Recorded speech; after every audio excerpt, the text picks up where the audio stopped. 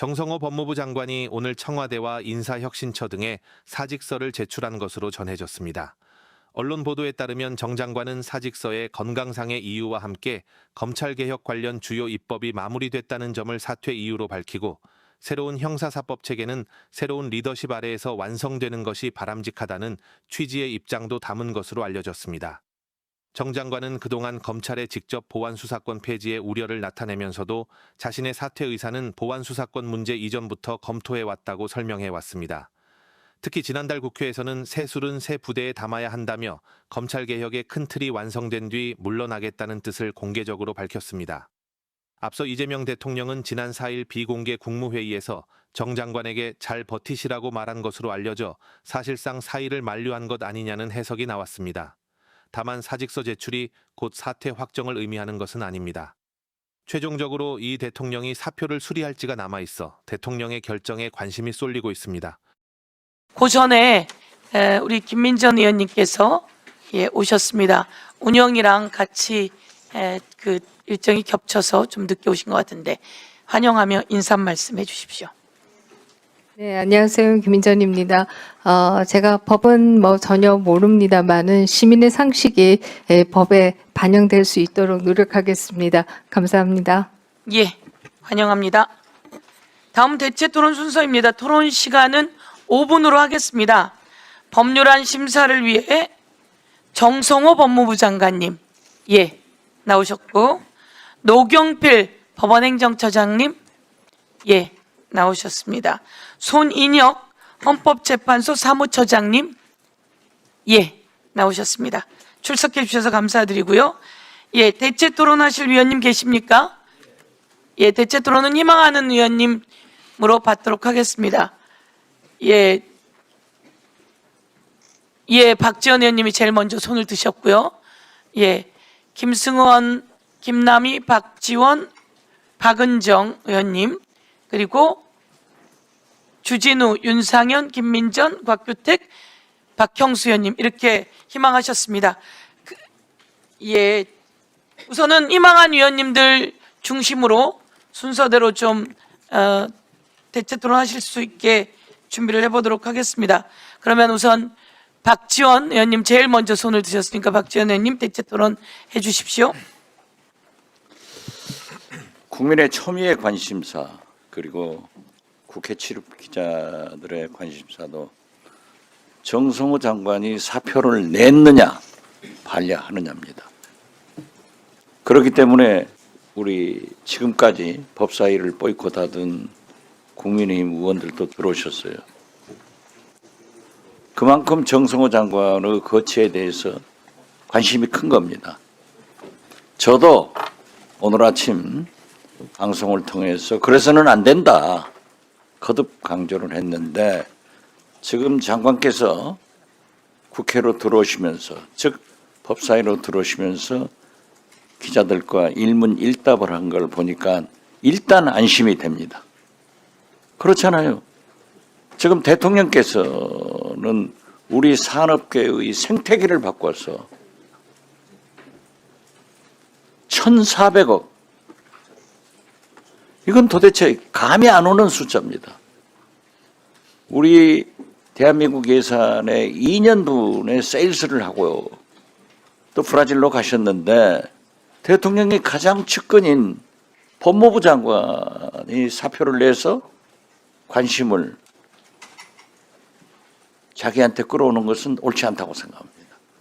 그리고 지금 현재 이재명 정부의 검찰 개혁은 성공 단계에 들었습니다.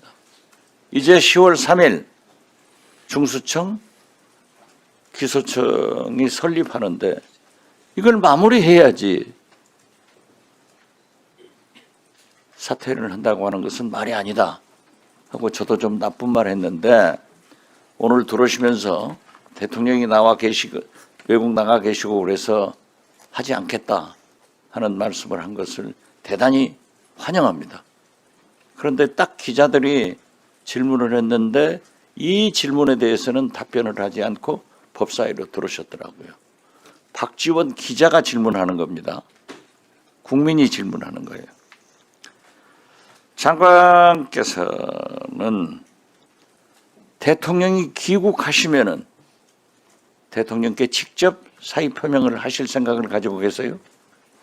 뭐 지금 말씀하신 대로 대통령께서 국익을 위해서 지금 외유 중에 계십니다.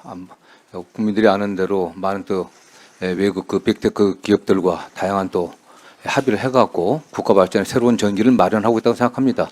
법무부 장관의 사의 문제가 이런 기간에 어떤 관심이 되는 것은 적절치 좀 않다고 보고 있고요.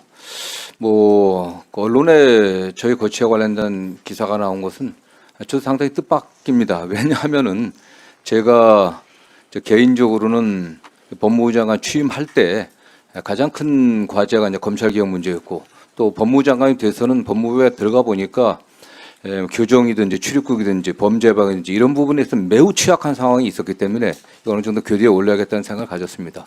검찰개혁 관련해서는 잘 아시는 대로 검찰에 대한 국민적 불신이 굉장히 큽니다. 검찰이 과거 권한을 너무 오용 남용했기 때문에 그거에 대한 대책으로 존경하는 의원님들이 다 국민적 뜻을 받아갖고 수사기소 분리의 대원칙을 선언했고 그 결과로 검사의 수사권을 최종 박탈하는 즉 검사는 이제 수사를 개시할 수가 없습니다. 독자적으로 사건을 인지하고 수사할 수가 없습니다.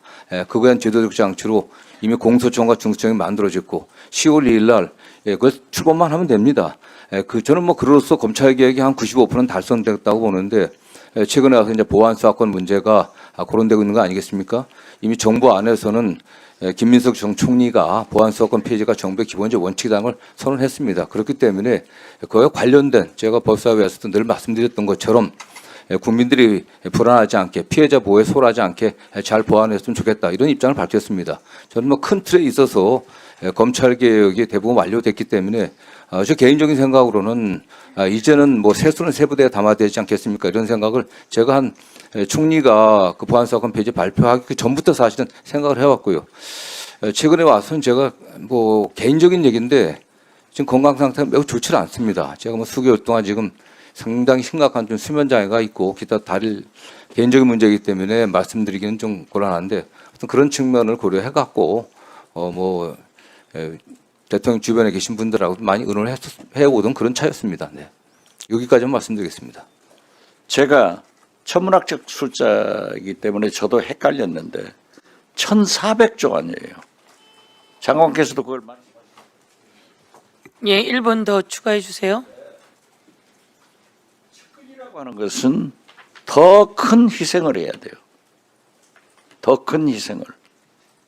그런데 장관은 지금 보안 수사권 문제만 하더라도 중수청에서 사회적 약자에 대한